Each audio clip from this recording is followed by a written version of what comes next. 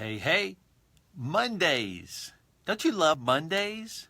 Mondays are the weekly Ask Jason question series on growth. I love Mondays. You got to love Mondays because we answer questions live here about growing service-based companies, and I love it. So we have a cool question. Here's a question, and we'll get to the answer in a minute. It basically says, I'm a sole owner, and I can use some strategy ideas for my practice.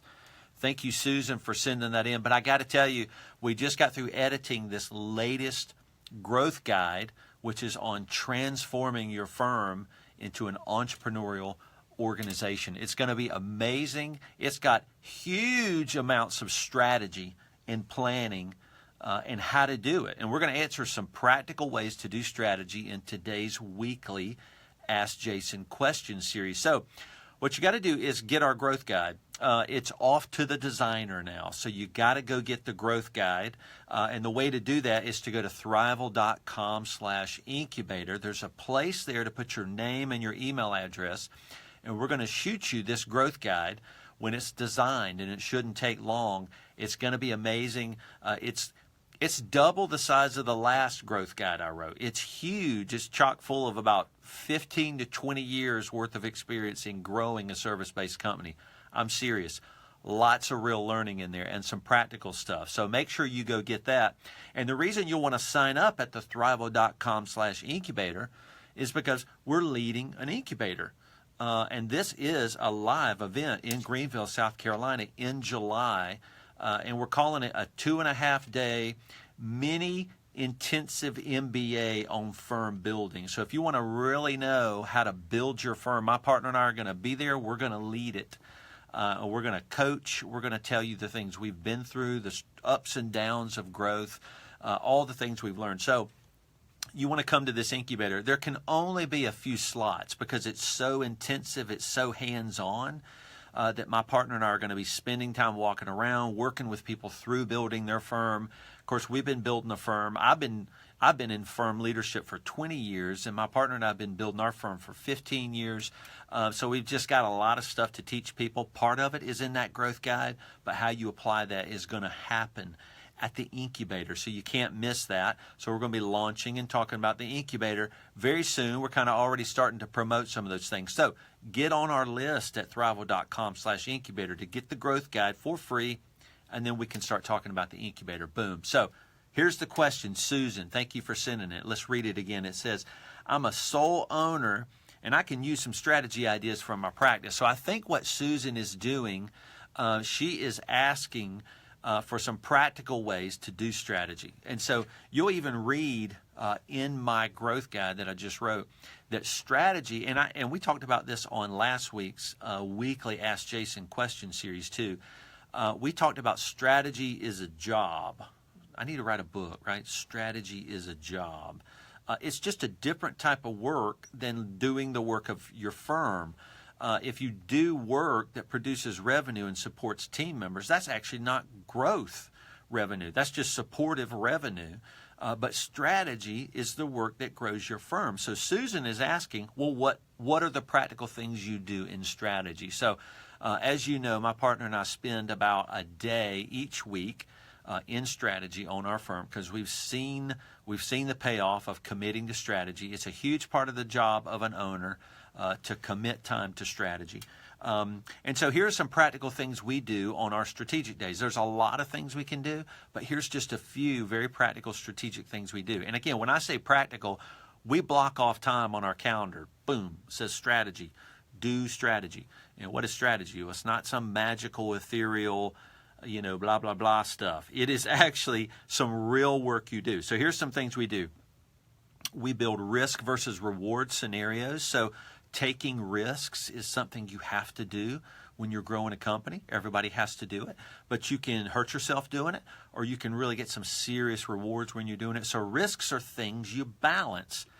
And actually, that's in the growth guide. There's a whole section on balancing risks and how do you do that and the importance of it.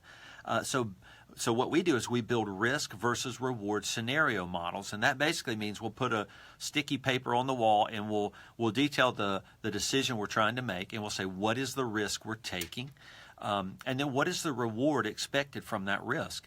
And of course, we're putting it on sticky paper, risks on one side, rewards on the other side of the paper. But really the discussion that we have, the honest discussion we have is really the value where we come out to know if that risk is worth it or is not worth it. Now, my partner calls this playing chess, so that's what we're doing.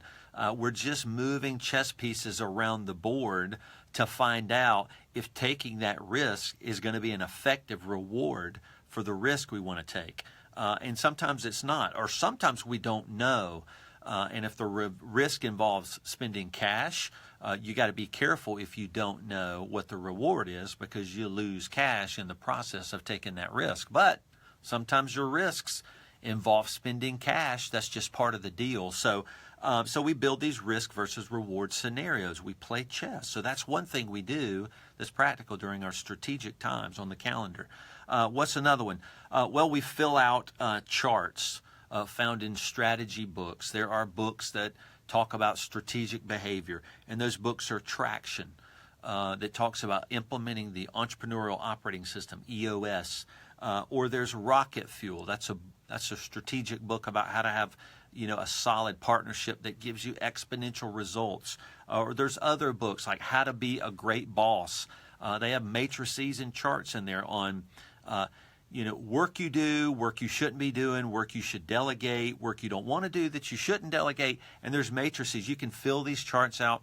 Well, periodically, my partner and I will put sticky paper on the wall, and we'll fill these charts out that help guide us through thinking about the things we should lead, delegate, stop doing, start doing, keep doing. These are the things we do in strategy. So that's a second thing we do. There's a lot of things we do, but that's a second thing we do. Another thing we do is we work on an issues list. Now, an issues list is just a running list of things you're trying to solve that you can't solve, or maybe that you can't solve immediately. So you just keep your issues list, and if something comes up, you pop it onto an issues list. An issues list is terminology found in the book Traction.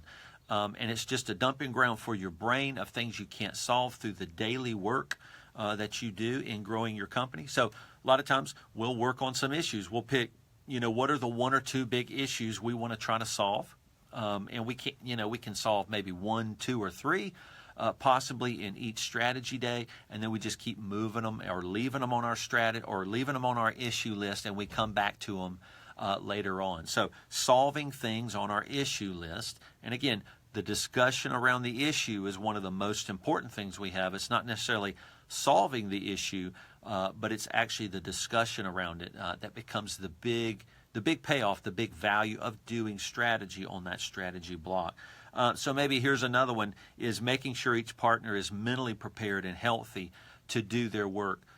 This is another phrase called same page in the book Traction. So my partner and I make sure we're on the same page. Like, are we on the same page building the same firm at the same speed at the right time? Those are really important things for partners to be on the same page, because it's amazing, and possibly you may not know this, but if you're a partner, if you can't gain traction on a lot of the things you need to solve, it may be that you're working from 2 different sheets of paper, 2 different sheets of music. If you're not on the same page with the things you want to achieve, then you can't work through some of those bigger, higher level strategy decisions. So Susan, I hope that helps. Those are some practical ideas of what do we do on a strategy day. And again, we think 20% of your time, if you can, should be devoted to strategy. That's a whole day.